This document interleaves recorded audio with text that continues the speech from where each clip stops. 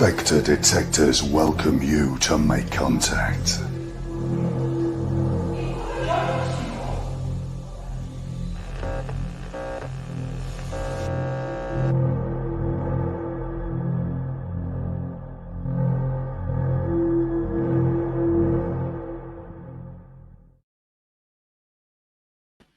Hey! Hi. Evening. Are you all right? Is that Really quite good. dramatic? Is that quite dramatic? I was really moved with it. Yeah, it was like really proper Spectre detectors mood, aren't we? Well, I only Really just good. worked out how to take my face off and put the video on, so I thought I'd test I'm it so tonight. impressed. I can't even tell you. Oh, well, thank you Bloody very hell. much. I think I'll give up my day job and become a video technician. Anyway, welcome to the show. Tonight, my guest is Jo Dutfield. Hello. I'm going to get you an entrance thing. So, as you can tell, this interview will be very laid back and very relaxed and just like a chat. So, the shoe's on the other foot. You've interviewed me for your amazing podcast. It's normally me interviewing, and tonight I'm being interviewed, which is really strange but lovely. It's nice. Right, it is. So, how would you like to tell us about how your spiritual journey started? Were you very, very young, like most of us? Or... Yeah, I mean, I was thinking about this earlier today because it's not something that I tend to talk about very much, to be honest. I'm always talking about other people, or I'm talking about where I am now with my spirituality. So I had to really think back because there's so many things that happened to me when I was a kid that I wouldn't have known at the time was spirit. But then as you get older, you realise it was spirit. Yeah. And I had very strange experiences. And I was trying to think of probably my first experience when I realised there was spirit people. And it was at my grandmother's house. She had just a very normal house, a 1920s terrace house in London near Kew Gardens. Right. And she worked in a private school called the Unicorn School, which was right opposite Kew Gardens, literally on the other side of the road to Kew Gardens. So it's all a very ancient place, you know, there's lots and lots of history there. And at my nan's, I would do things like I would feel scared upstairs in my nan's house if I was on my own there. I used to gallop down the stairs because I felt like there were people behind me. I would smell strange things, and I'm talking 6 years old here. Yeah. I would see things out the corner of my eye, and I would feel things. And I would tell my family there's no other mediums in my family. Well, I say there's no other mediums. They all have it, but none of them use it, and it's not talked about. Yeah, it wasn't talked about anyway. Not talked about. And my mum's completely petrified of it. She's very, very psychic, and she won't even talk about it. And so when I was a little girl, I would see things, I would see people. And I went to a school not far from my nan's, which was in a place called Mortlake, again, quite near Kew. And the school, it was called St Dunstan's School. And it had been a plague pit. So before a school was built in it, it was a plague pit. I didn't know any of this. And when I was at school, I didn't know I was psychic. I didn't know I was a medium. I didn't know any of that. I was just a kid. I had a troubled family. My dad was an abuser. He was a violent man to my mum. My home life was very troubled. So I spent a lot of my time with my head in a book and my head in another world. I was a daydreamer. I would drift off and things. And I was practiced at doing that because otherwise I would hear my mum. I know this is horrible, but otherwise I would hear my mum screaming, or, you know.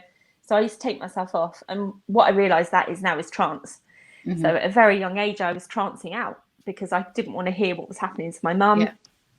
And so I was quite a loner. And so anyway, in this school, a very, very strange thing happened to me. I didn't know it was a plague pit then, but I knew it was very old. And it was kind of like, it was probably built in the late Victorian age. And so it was a big kind of Gothic looking school, and it had a huge library. And like I said, I was really into books. And this one day I remember I went and sat in the library, and I know now I'd gone into a trance. And I actually saw this woman, and she showed me her experiences with the Fire of London. And it was like a movie playing, an absolute movie playing. And she gave me a name and everything else. I'm probably about 9 years old now, by the way. And I'd been doing automatic writing because I'd had a pen and paper there, and I'd written all these things. Well, I showed my friend's sister, who was about 15, and she went and looked up some of the names, and yeah, they were names of people It's that were amazing, recorded isn't it? as. Yeah. But from that point on, I used to see children there running through the corridors, and they were in old-fashioned clothing. I used to hear Ring a Ring of Roses a lot when I was on my own. And it got to the point at that school where it was very troubling for me. Luckily, or unluckily, whichever way you look at it, I was living with my nan at the time because my mum had left my dad then. She'd escaped. And so we were living at my nan's in this house with all this activity. And my nan was very important to me in my life, but I couldn't tell anyone what I was seeing and feeling because I felt a bit silly. So we went on a school trip to Hampton Court, which was only down the road. And you get your little groups at school, don't you? And you stay, there's 6 of you and you stay with that teacher or whatever. And me being me, daydreamer, I got lost. And I found myself down this corridor, which I now know is the corridor that Anne Boleyn is said to haunt. And I saw a woman in period costume. Yeah. And I thought there was people all over the place in period costume. They were doing talks and they were guiding. And she looked at me as if, can you see me? It was like she kind of double took, and I said, oh, I'm lost. I'm with my school and I'm lost. And she just looked at me and she said, you shouldn't be here. And I said, oh, well, I know. And she said, look, and she pointed to the sign and it said staff only. So I'm thinking this is a member of staff. She said, if you follow me, she said, if you follow me, I'll take you through. And she walked through the door. It's making me go goosey now. She walked through the door. And I remember as a kid thinking, oh, something's not right here. And I had this taste in my mouth of blood. Oh. And I told my teacher, and of course they didn't believe you. Oh, Jo, you and your imagination, don't worry about it. And lots of things like this would happen. I went on the things I ended up seeing because of the places I was taken. Yeah. There's a place called St Briarvales in the Wye Valley, and there's a huge castle there that was King John it was his hunting lodge basically. And we went there I was about 11 or 12, and we stayed there. It was like one of these youth hostels. It was a youth hostel. It's turned into a youth hostel, and we were staying there in bunks in a room, about 10 girls, all of about 11 or 12, and there was boys as well in another dormitory, and we were there for 5 days. I was seeing people everywhere. They were walking through walls, walking through fireplaces. I was hearing. You don't know how to turn it off then, do you? I didn't have a clue.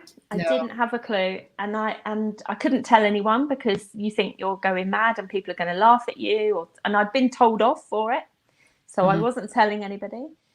I was hearing screaming in this one bedroom where the other kids were sleeping, a different dormitory.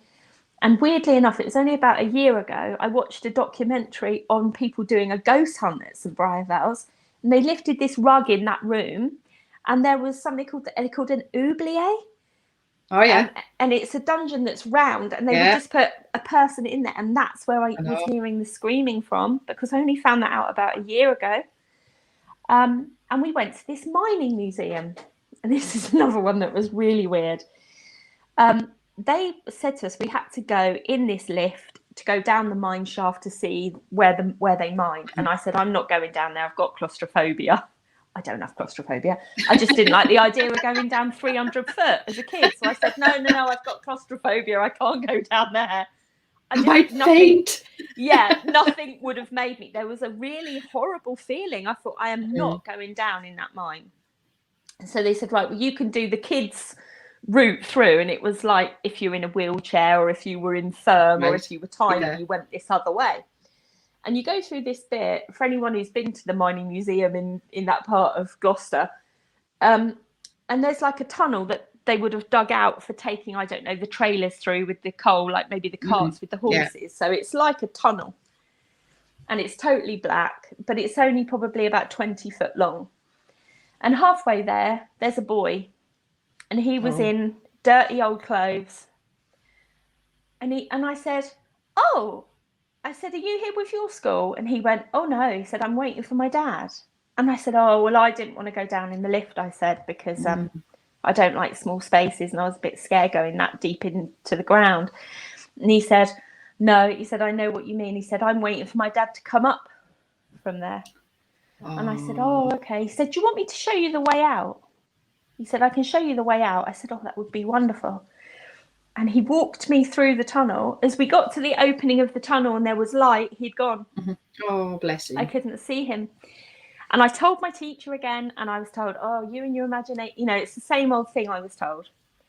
When I looked it up later, when I was older, there was a young boy who said to haunt that his dad died in the mine, and he said to be waiting for his dad. So the thing is with me is, I suppose I should say as well, when I was little, I would go in graveyards a lot. And that probably sounds mad to anyone listening and watching, because you'd think if I was seeing things and feeling things, the last place you'd go is a graveyard. But in all honesty, the only place I went where there was no spirit people was graveyards. Yeah. Nothing. Why would they come back to a graveyard? No, people get scared of graveyards, and they don't. Yeah. I wouldn't want, you know. Oh my God, it was the most peaceful place. I'd hear nothing, I'd see nothing. If there'd just been a funeral, sometimes I would see people. I mean, spirit people. Yeah. But very, very rarely. And it was the only place to get away from it all. So as I grew up, I started to see things that seemed to be sinister. So I was seeing a lot of black figures, darker figures, scary faces. I used to have a little thing that I used to do that, and again, I don't want to be like upsetting here, but like my dad would be hitting my mum, she would be crying or screaming for help.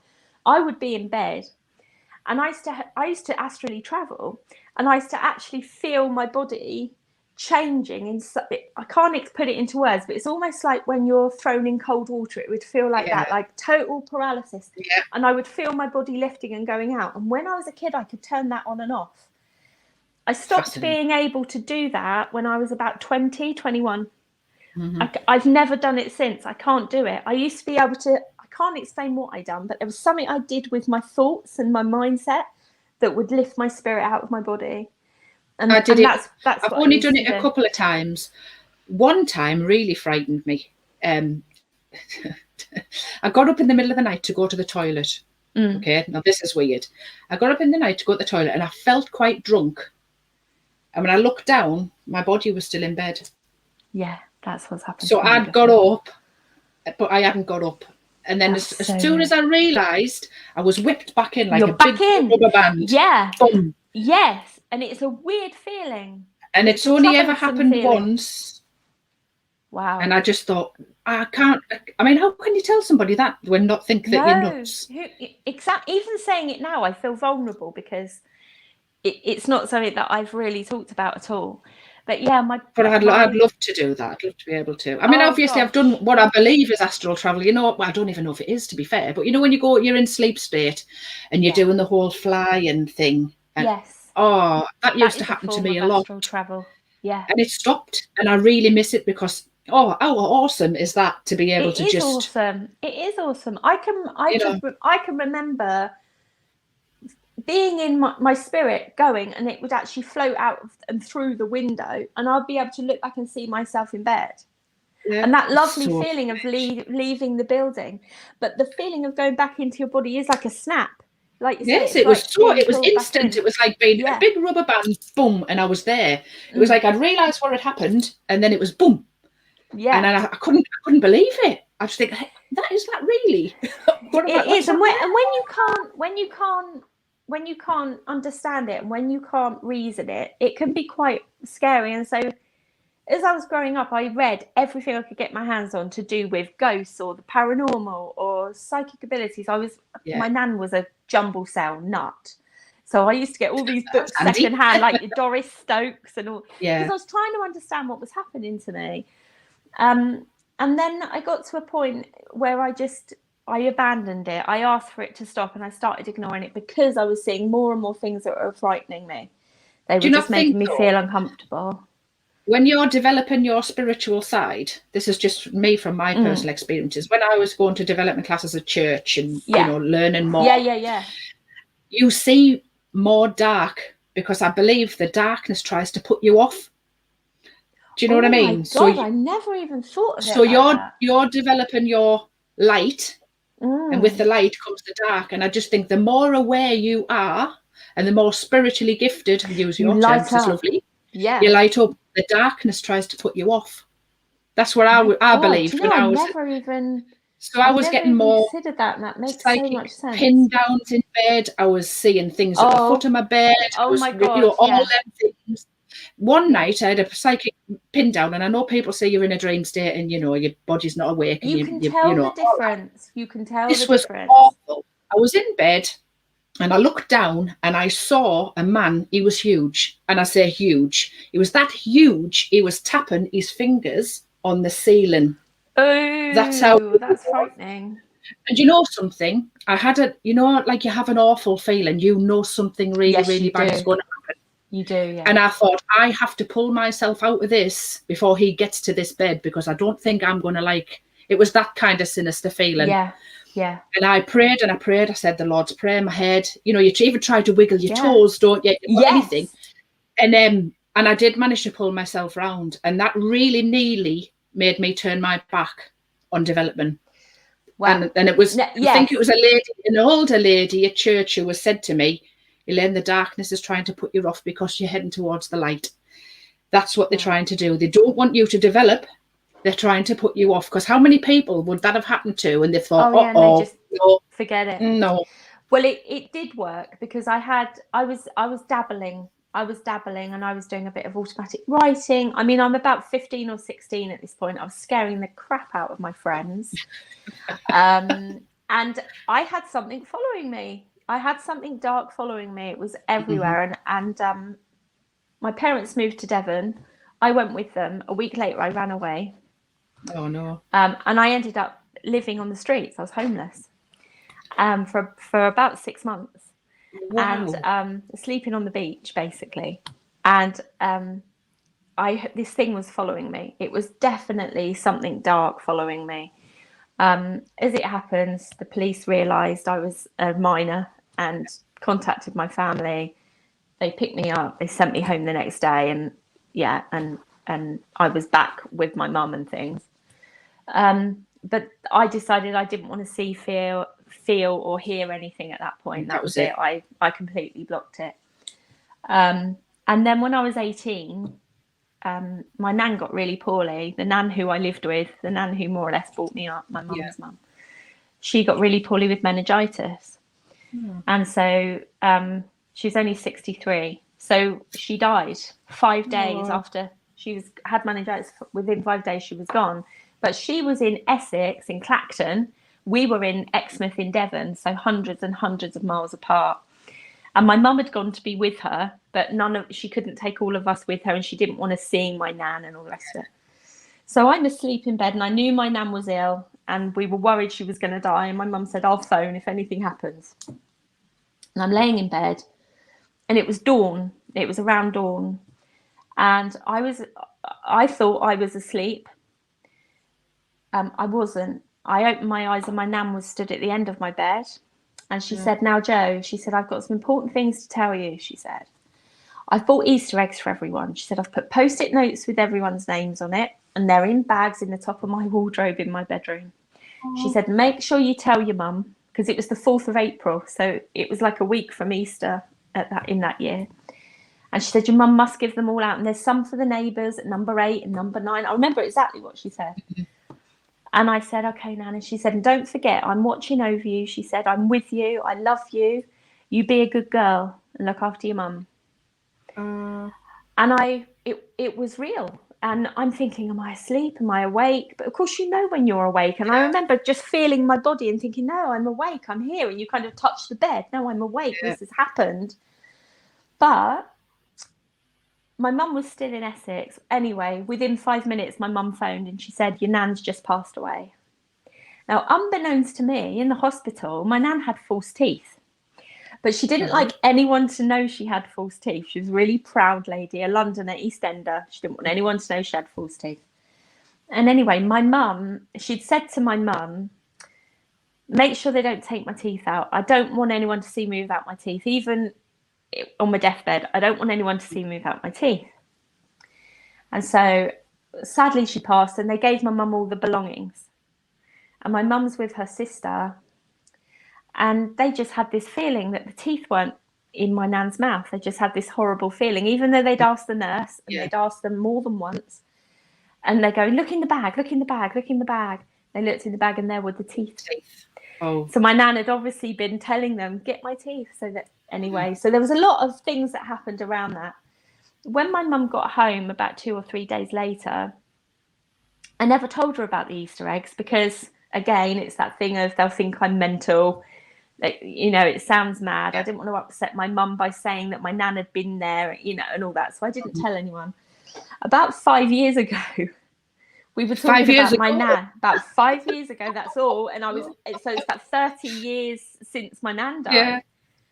I told my mum, and she went, oh my Christ. She said all the eggs had Post-it notes on. They were all in the top of the wardrobe. And luckily, my mum had actually given them all out. She actually did it. But my mum was so shocked because she knew there was no way on this planet I could ever have known that those things were where they are. So then I knew 100% that my nan had been to see me, even though I knew anyway. But, you know, it was a lovely validation. Yeah. So when did you come out to the world, you know, with your family and everything? That when, because it is like a coming out, isn't it? So when did you actually tell them? Yeah, I always say to people, it would have been easier to come out as a serial killer than it would have a medium. No, seriously, because there is this cynicism about it, and there is this suspicion, and I think rightly so, because there's a lot of fraudulent people out there. So I didn't, my husband knew. I was doing tarot cards. I bought my first set at 16, and I was doing tarot readings for family and friends. But I only told them. I didn't tell people really. And when I think back, I did so much. I think in my head, I think I didn't.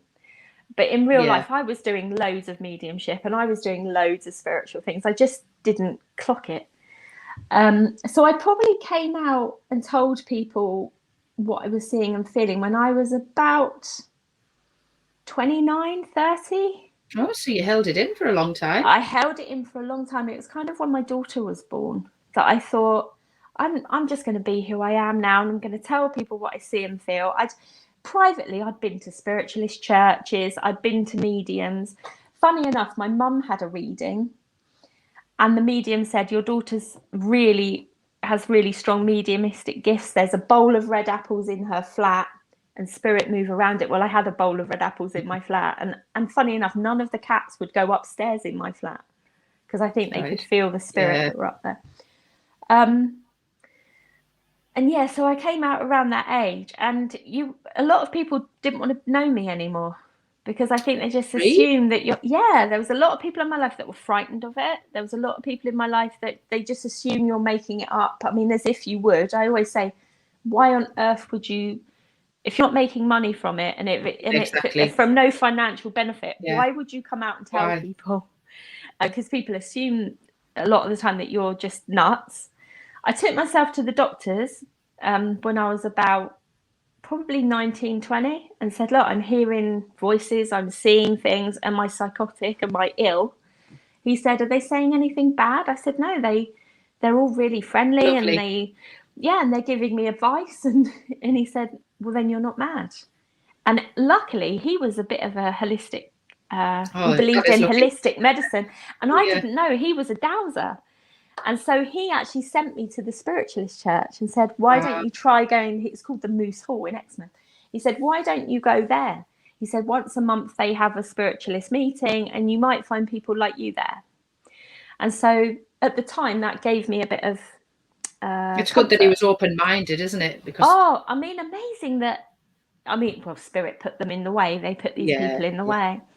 So so I played around with spirit and I saw spirit and I embraced it a bit more. And then I started working at this school when I was, I must have been 32. I started working at this school near Yeovil. I can talk about it because it doesn't exist anymore. And it was called Chilton Council, and it was a boarding school, and it was Jacobean. And they have a skull in the house, in the farmhouse next door to the school, which is believed to be King Charles I's brother, who was hung on the grounds of the school. Oh. And the only time that skull's ever been removed, the farmhouse set alight. They had a fire. And so they believed it was because the skull was moved, and it's not moved since. So in this school, I mean, you Inspector Detectives, you would have an absolute blooming field day. Well, I started working there, and it was a mixed boarding school, so boys and girls, and I was put in the boarding house, which was called the coach house. So it was separate to the big Jacobean mansion. It was literally where the coaches used to be, and it had been turned into dormitories. And by this time, I know what spirit is. I know the difference between a real person and a spirit person. I know how to communicate with them. I didn't know, though, at this point, how to turn my mediumship off and on. So imagine being constantly open in a space like that. Yeah. And there'd been a house there since about 1250. One of the women I worked with she was doing a history degree, and she'd done a project on the school. So she had all this information on it. Yeah. And I would see spirit children. In fact, one time we were getting all the kids on the coach on a Saturday, and I saw this boy run up the steps, and I thought, little buggers, about 7 years old. I thought, little bugger, he's run up. So I'm calling, and he's ignoring me. But again, as he went through the door, he disappeared, and I knew it was a spirit boy. Like, things like that would happen. But it did reach quite a peak, I think, for me. I was given the older girls, so I was put in the main house, in the attic rooms. Now, luckily for me, I didn't know the history. I didn't know the history of what had happened up there, luckily, because I think I would have just literally crapped myself. But I had 36 girls that I looked after from the ages of about 15 to 18, which was a hard job. Totally. It was a hard job, but I loved it. And the girls were great, but it was a hard job. And so at night, obviously, you had to lock the in and out doors to the wing, so that just for extra safety. So if that door opened, an alarm would go off. And the amount of times the alarm went off and there was no one there, that would happen. The fire alarm would go off. And in this one particular room, the fire alarm, the smoke alarm would go off. And I had 3 girls in there. So you can imagine it. You had to completely evacuate. And we had the firemen come out. And they come up and they checked for us. They just had a look at the smoke alarm. And they said, "You do know there was a fire here?" I said, "No." They said, "You see that cupboard over there?" And I was like, "Yeah." It was like an eaves cupboard. And they said they had a fire and 2 children hid in the cupboard because they couldn't get out, and they were killed. And that was in this room that the fire alarm kept going off. One time in boarding school, you have something called Exeat.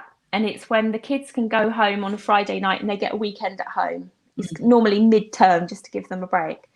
And so it would be skeleton staff. And it was my turn to stay.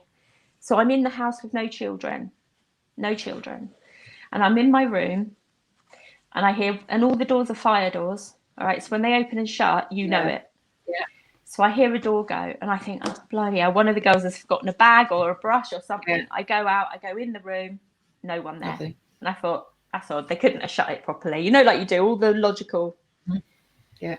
I go in my room. It's making me go goosey recalling it. I go in my room, the door goes again. And at that point, I kind of went, is this spirit or is this people? And I got a loud, this is spirit. And with, oh my God, that's really going through my body. With that, all the doors start going, opening, shutting. And I thought, this has to be someone winding me up, because some of the men I work with, they were ex-forces. Yeah. I thought they're out there winding me up. So I just opened the door suddenly. No one there. I checked every room. I phoned up the 2 men that I worked with. They weren't even in the house. They were in other parts of the grounds. They weren't even anywhere near me. I realised it was spirit.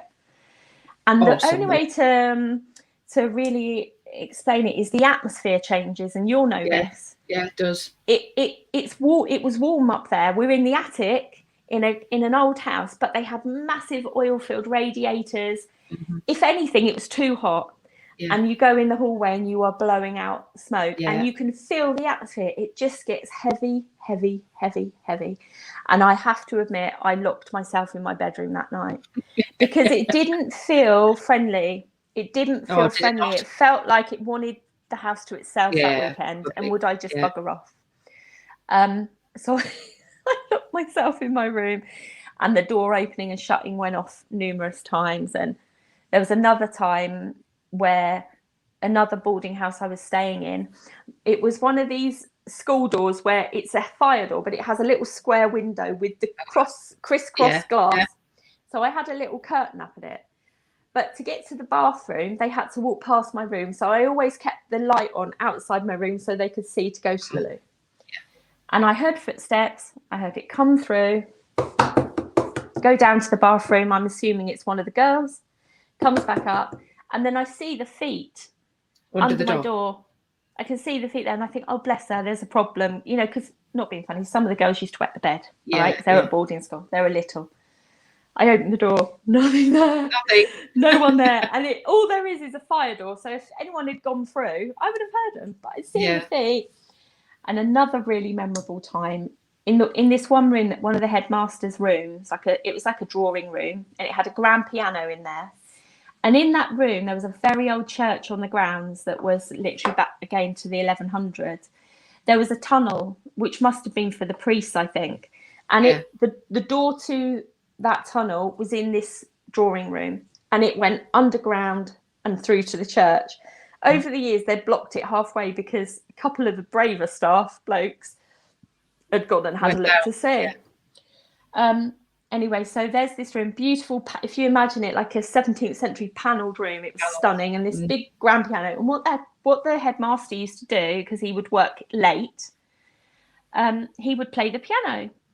And the matrons hold everything together. They're like the main spoke of the wheel. So all the staff would gather there when all the kids were asleep. We would all go down and have a cup of tea together within earshot of the boarding houses, but we would be there.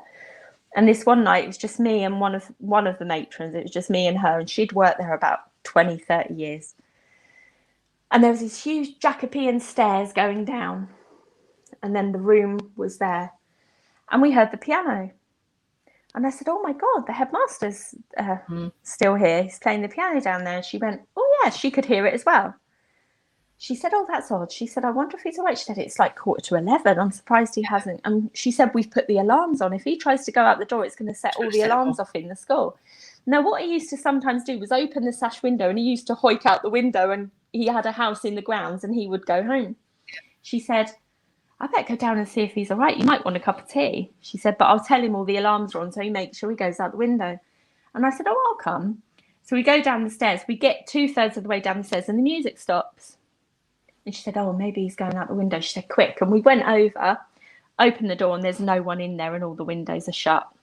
All the lights are off. And we laughed to ourselves because both of us had, especially her, because she'd stayed there over the summer on her own. She'd had so many experiences. Yeah. We giggled, shut the door, and I think she said, sorry to bother you, or something like that. Yeah. We got halfway back up the stairs, and the music started again. Again, Brilliant. It's making me go goosey. One of the men I worked with, he was a farmer, very grounded, very serious. He wouldn't have believed in any of this stuff. But by this time, some of the staff I worked with knew what I did, because I'd started doing readings at home. I'd started doing that. And so I was a bit more open with the things that I did and that I believed. And he comes to me and he said, Jo, I have to tell you something. He said, I had a fully formed man on the landing in kind of historical clothing. And he said he just stood there and stared at me. He said it unnerved me so much. He said, and then he just disappeared in front of my eyes. And for someone like that to tell you, you know they've seen it. This isn't someone who's making it up and is being dramatic. So that school was incredibly, it developed me, because what it did was when I was there, all my psychic senses, all my mediumship was constantly being pinged. And there was one bit of the building, I used to do cinema nights for the kids, so I'd bring popcorn in, pop in, and they had a projector, and I'd bring films in, and they'd have a movie night. And I would clear up on my own afterwards, after they'd all gone off, get ready for bed and all the rest of it. And again, you'd get that chill down your spine, your hairs would go up on the back of your neck. Yeah, all I call it my bat senses, they would just all go off. And I asked the caretaker, I said, do you ever get a weird feeling in there? And he said, Jo, that was the morgue. He said that where the tennis courts are, that is a plague pit. And he said they were storing the bodies in the morgue. He said, and in the Second World War, they used this place as a hospital. Yeah. And they were putting the dead bodies in there before they could bury them. And so there was so much at that school. And what happened was, actually, as you already know, is I lost my sight. And, well, I had pneumonia twice while I worked there. And then I lost my sight. And now I understand how mediumship works. I honestly think that where I was open all the time. Yeah. And at that point, I was there 7 days a week, sleeping 4 nights a week, and there 7 days a week. So I was constantly there. Yeah. Never. And so your energy. And I read your article in the magazine. Oh, where I'm an expert. Where you're expert, where you were saying about an energy hangover. What was happening to me? It is. It so is. And I so resonated with that. Yeah, it does. They pull their energy from you to build theirs, to drain you. Absolutely. So when you're seeing apparitions every night, when you're seeing spirit every night, when you're having these experiences every night, I would go home in the morning and I couldn't do anything. Yeah. And eventually, I believe that's why I got so ill, because I literally, my energy was depleted. And so, anyway, I met a medium before I lost my sight. I met a medium at a Weight Watchers group. Like you do. Like you do. And it was most of us are large, but you met a medium. That's it. Extra large medium. And it was the first medium I'd ever met socially. And I told her what I was experiencing, and she said, what do you mean you don't close down? And I said, I don't even know what that is. She showed me how to close down, and it completely changed my life, because then I could choose when I saw things, when I felt things. I could turn myself off if I didn't want to be bothered. It changed my whole life, and I stopped being ill. But then, unfortunately, there was a condition that sat there since I was born, which made my retinas detach. And the only reason I'm bringing that up is when I was in the dark, I had an experience where I saw what I believe was either an angel or my higher self. And it explained to me, when I was blind, I couldn't see anything. And that continued for a year. And then I was really partially sighted for another 3. And my abilities were massively, massively increased. Now, it's not just my psychic senses, my sense of taste, my sense of smell, my sense of hearing, all compensated. Even my sense of touch was ridiculously sensitive, but also my psychic abilities. And so over that period of time, oh my gosh, when I could see something after a year, I went back to the school. I'd had a whole year off. I went back to the school. I was partially sighted, so I needed extra help. They changed my job. I was no longer doing the same things. I was more assisting than. And luckily, I knew how to shut down, so spirit weren't bothering me at the school as much. But I could still feel stuff there. It was an unhealthy environment for me. Yeah. And then, as I fought to get more and more of my sight back and had all these operations, 9 operations and things, spirit were really developing me. It's a bit like there's I think it's called Plato's Cave, where they talk about you can only see shadows on the wall and you believe that's your world. But there's also shamanic societies where if they think a child is gifted in some way, seeing second sight, there's certain societies, certain indigenous peoples that will take those children and put them in a cave in the dark for the first 10 years of their life, because they know that will develop all their psychic gift and all their extrasensory gifts. And that's basically what happened to me. So when I come out the other side, my God, you were awesome. It must have been so such a weird. I was going to say, it was a really, really tough. It must have been. I can't even imagine what it must have been like to be blind, but then sensing all of this, spirit around. It was extraordinary. I mean, luckily, I knew what meditation was, but I'd never done it. But I had to do this thing where you have to be face down for 23 hours a day in what looks like a padded toilet seat. So you're like that. And you have to do that. And I had to do that for around 6 months. And to get through that, and I've got bands sewed into my eyes. So my eyes look like a dumbbell. I've had over 400 laser surgeries and about 56 hours of surgery on my eyes. And each one, they never knew if it had worked. And if I would see, I used to then have to wait 3 months to see if it worked. To mentally get yourself through that, you have to find a way to just focus on something other than what's happening to you and the pain, I can't tell you. And I realised after that I was meditating. I just had classical music on and I focused on the music. And of course I would hear voices. And the voices would say, put your hands on your knees and imagine bringing down light. And I would do that. And the voices would say, eat this, eat that. Move your head this way. Move your hands here. They would tell me what to do. And I realised after that I was healing myself. Or they were healing me. But they were showing me how to, they were pulling down energy. And I was having words channeled. I couldn't put them anywhere. I couldn't write them down because I couldn't see anything. And I had no way of recording it.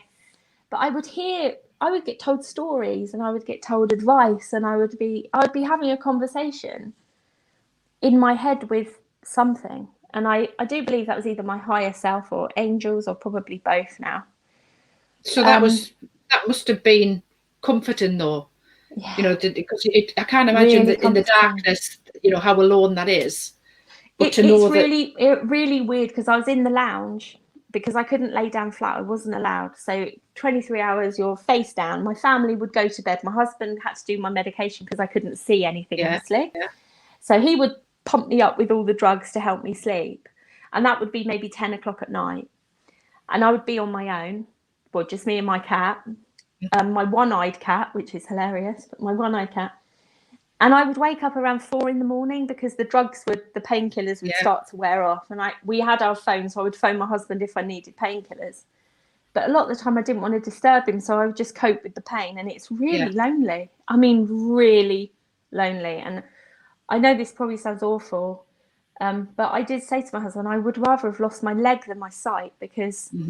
And don't think badly of me for saying that, but you don't realise till you lose your sight that you are literally, you cannot do anything for yourself initially. I couldn't even toilet myself. I couldn't. But spirit helped me. They gave me advice. They soothed me. And when I would wake at 4 a.m, I would have these lovely words said to me. And my hands would get so hot. My whole body would get so hot. I didn't even know what spiritual healing was then. Did you not? Now I realise that's what I was doing. I was so naive. And I think even now as a medium, and I have this scientific mind, you see. I don't just accept everything. I question everything. And I began to kind of investigate it and look into it and what had other people experienced. I tried to read things and listen to interviews and research it to try and understand what was happening to my body. And anyway, you'll love this one. I thought, right, I'm going to do my family tree. I had a bit of sight. It was very minimal. It was like looking through the bottom of a milk bottle because I had these gas bubbles injected into my eyes. But I was so bored. I thought, I'm going to do my family tree. So my brother helped me set my computer up so it talked to me. And he'd done all the accessibility things so I could still use it. And I'd learned as a teenager how to touch type so I could use the computer without seeing. And I thought, I'm going to do my family tree, however long it takes me. I'm doing my family tree, and I soon got to the point where my great-great uncle, Edward Baden, and I know I've told you this before, was one of the coppers who worked on the Jack the Ripper case. In fact, he spoke at the inquest. He moved Mary Kelly's body and a couple of the other victims. And he was part of the Whitechapel. He was a sergeant at Whitechapel all the way through the Ripper trial. And I was just absolutely fascinated by this. When I was a kid, I was fascinated with Jack the Ripper and all the rest of it. And anyway, as I'm researching it and I'm looking at it more and more and more, and there's something called the Ripper Casebook, I think it's called. And it's got all of the data all in one place. And I found my uncle on there. I come upstairs and I felt this presence on the landing, and it was dark as dark can be, and I could feel it saying to me, stop looking, stop looking, stop searching and stop looking, stay away from this. I could really feel it. It was so menacing, and I have to admit, I'd done what it said. And I stopped looking. Yeah. Don't really mess with with Jack. I didn't mess with him. Because that's what I've said to you before, because as you know, we have footage from there and a voice. I know. And I don't think I sent you it. I'm not sure. To see it. I don't want to, if you've encountered him before, I don't want to We don't want to wake that up. No. But I would feel when I was doing my family tree, I would feel them queued up behind me, the ancestors. I would feel them, and I was finding things that I would never have found on my own. Like I was being told, put this in, put that in the search, put that word in, look here, look there. So spirit were helping me. And it's funny because as only later when I started doing mediumship with Hannah and all of them, we had like a mediumship group. The spirit were told me when I was looking at CCTV that I wasn't looking hard enough. I was missing things. So that made me think. And then it's really wacky. But what happens was in the CCTV, there's a lot of orbs and things. So it's pausing those and then blowing them up and their face would be in. That was one thing. It's extraordinary because you did that for me, and I was really taken aback. And then I was looking, instead of looking for things right in front of your face, I was looking behind. So I was looking on the walls and things, and I was finding there was faces and things on the wall. So spirit, I was trying to look for the right in front of your face things. I wasn't, but spirit told me that I wasn't looking at it right. It's so subtle. So yeah. And I agree with you. It is when you're not, because you can try too hard. I mean, I've been to physical seances, physical mediumship. I've been to trance. I've experienced everything now over the years, and I know some of the top people in the world that do these things. And it is extraordinary the things that you see and experience. But I think at the heart, and this is going to sound mental to anyone watching, I am a skeptic. Like I question myself all the time, and I have to have answers. And I know you're the same. You want to match up evidence. You want to prove it. And I'm exactly the same as that in my mediumship. I call myself an evidential medium because I want to give evidence that can be proved. I don't want to say to you, oh, there's a wonky picture on your wall. To me, that's just utter crap. I want to be able grandma to say, that used to bake pies. Oh, come on. No. Or there's an electrical appliance in your house that doesn't work. I've honestly been at mediumship demonstrations where people have said things like that. And what I find astounding with spirit, and over the years I've developed and I've been on retreats, and I never read books on mediumship. My guide said to me, don't do that. Let us teach you. We will teach you. We'll teach you what works for you, because whatever anyone else writes is okay. It's for them, but it's isn't it? Their version. And so I'm self-taught, I'm self-learned. Well, I say that my guides have taught me. Yeah. And so my biggest thing was trust. But if you watch me do a reading, I get more excited than the sitter. Like I've had people come through where just extraordinary. I've read for people all around the world. I insist on them coming to me. So up until lockdown, I wouldn't do online readings. So people would travel far and wide to get here. And I would just get so excited. I just find it thrilling when spirit gives such powerful evidence that no one else would know. It's not just evidence, it's detail. And I just find that extraordinary and exciting and wonderful. And I can't help but get so excited when that happens. And I think that's the beauty of mediumship, if you can do that. And it's a big responsibility doing readings for people, I find, but I love doing it, and I love talking to spirit, and I love being in service, because the comfort it gives when you're giving that kind of evidence is it's so wonderful for people. It's so powerful. And I've had parents that come here that have lost children. I've had quite a few parents where their children have been murdered, actually. Yeah. And there's details that I would never know. And that's a heavy responsibility. Yeah, it is. And I've worked with famous people. I ended up working with a foreign royal family for quite some time, one of the princesses. And she lived in the UK, and she was having terrible trouble at her house. In fact, my brother was working there. And my brother phoned me up. He said, Jo, and my brother he totally poo-pooed all my mediumship and everything. He's a builder, he's a carpenter. Yeah. And he's like, yeah, whatever. Joe's just a bit mental. He was like that. And we get on really well, by the way. He's my baby brother, but he just never bought into what I do.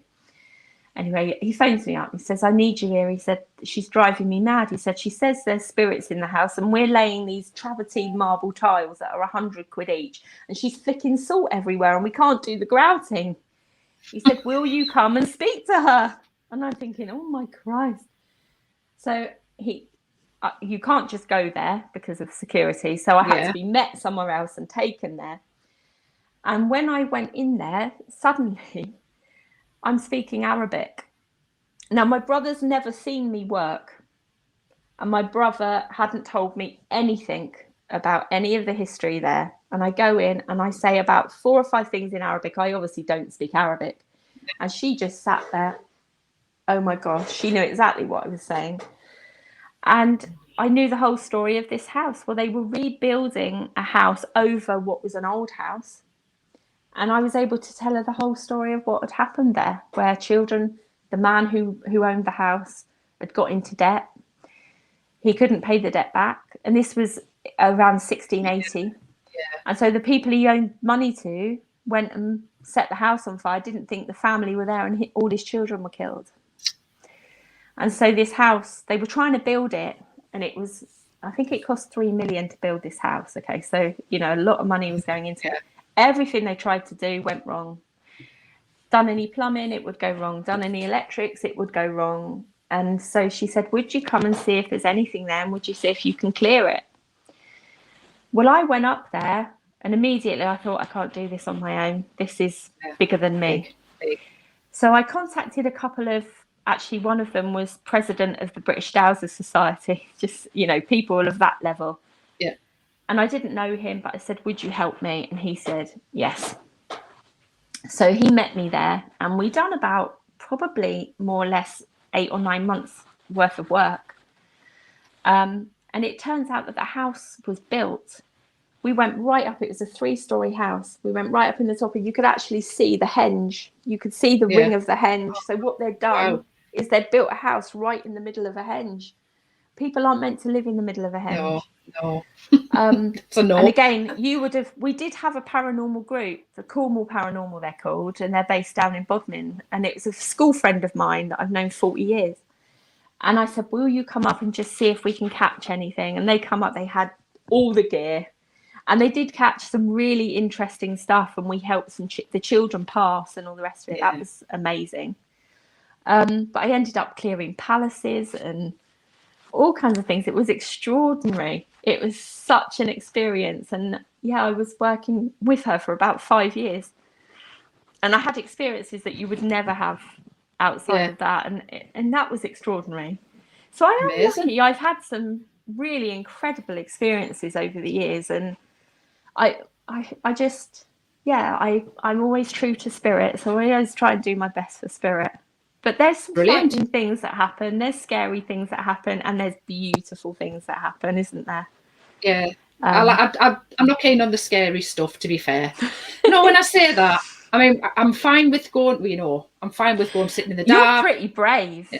Yeah, but then, I mean, we could do a whole other show on your demonology thing. Oh, yeah. But then when I encounter something that and like you say, if something, you just know, you feel sick, all of that. It's a horrible thing. And I can tell, and I think I'm putting on a great brave face. They won't be able to tell, because I'm one of them that think, don't let them know you're scared. But when I listen to the recordings back, I can hear the fear. You can hear in my voice. Yeah. But don't you think it's right to be frightened? Don't you think? But the thing is, I'm all right with a really angry man. I'm all right with a sexist man. I'm all right with a serial killer. You know, I'm all right with all them things. But when you dealing with something demonic That's not or human, that was never human, that's what I've said to you before about the whole demonology thing. I wouldn't know where to start with that. I mean, I do the bribery thing. I try and get rid of them by talking them to death. So they must think, oh, I'm going. She's just get away.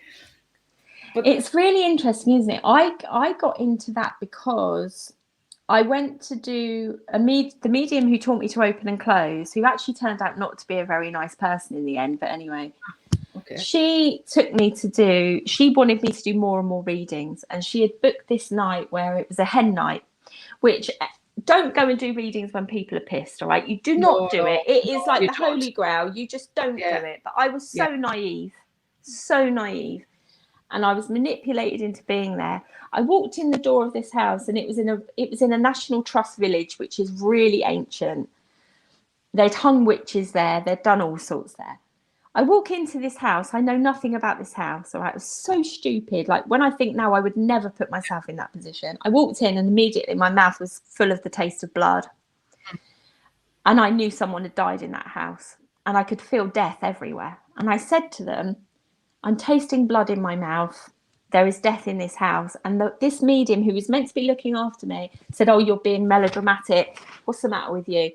The woman who owned the house said, no, there was someone murdered in this house, and it used to be a slaughterhouse. I flipping stayed there like an idiot. And as it happened, we were meant to be doing, say, 8 readings each, right? I ended up doing nearly all of them because this medium couldn't do the readings because she was getting nothing. She was totally blocked. And there's me knackering myself out. Well, I went home. The next morning, I didn't feel right.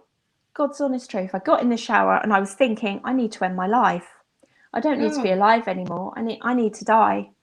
I can't be alive anymore. And I felt so angry. I felt like I wanted to kill somebody. I went downstairs. I looked in the mirror and I saw someone else's face over mine. And it's what we call an attachment. And I called my friend who did Reiki. I called another friend who was very spiritual, and they came and helped get rid of it.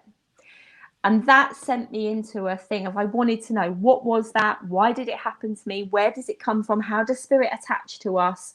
Yeah. And have I got rid of it? And it sent me down a whole different path. And I know, and you know something, we're nearly out of time. I know. I want to go down the demonology. You're going to have to come back on. Everybody's going to be messaging. Everybody's going to be messaging me going, oh my God, it's like the Line of Duty. You've just left it on a cliffhanger. Aren't you loving Line of Duty? Oh my God, I was so cross with them. But anyway. So yeah, we'll have to chat about it another time. We'll have to. I mean, if it had been just on my page, we could have just kept going. But because I'm on the HRPRC and you only get an hour, so there's somebody waiting to come on after me. Cool. Oh, Jo, what have you done now? It's, we're going to have to. Well, we'll have a big girl pants on for the next conversation because I've seen some frightening things. Yeah. Is it a humdinger, is it? Yeah, it's a different world. Yeah. So what I might do then, sorry for the people on the HAPRC channel, I might just do it on ours and then we not restrict the time and then. So we'll just do that. Oh, well, it's been great talking to you. That hour. I feel like I've just nattered on and on. I don't think I've ever talked about my mediumship like this before. I hope it's been in some way interesting. I don't know. When it's your life, you don't see it as that, do you? And the thing is as well, I usually share comments on the bottom, but they've been you'll have to read them all because everybody's just been, it's just. Oh, bless, that's so kind. I forget that people are watching. I know, it's like having a chat, isn't it? I know, it's wonderful. You're very good at interviewing. Well, I haven't even said anything. I just let you talk. That's good interviewing, though, isn't it? You'll be up there with Howard Hughes in a minute. I just need a theme tune.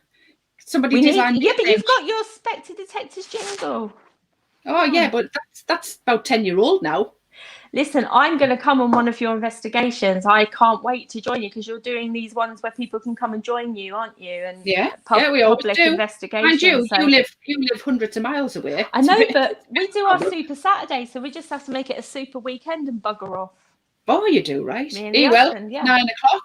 I think we're going to have to end it. Thank you. Thanks for coming. You let me know. We might do it next week if you're free, and we'll finish it off. It's up to you. Yeah, we'll have a chat and see what you think. Yeah. But All yeah, right, I know that people are going to be, oh my God, demonology, because everyone loves demonology. It frightens me. I will warn you, I'm controversial about it. I probably don't talk about it like most of the people do, but That's fine. I can only speak what I've found and seen. That is brilliant. Right, well, thank you very much. Thank you, and thank you to everybody. I'll end this broadcast now. Thank you. See you later. See you later.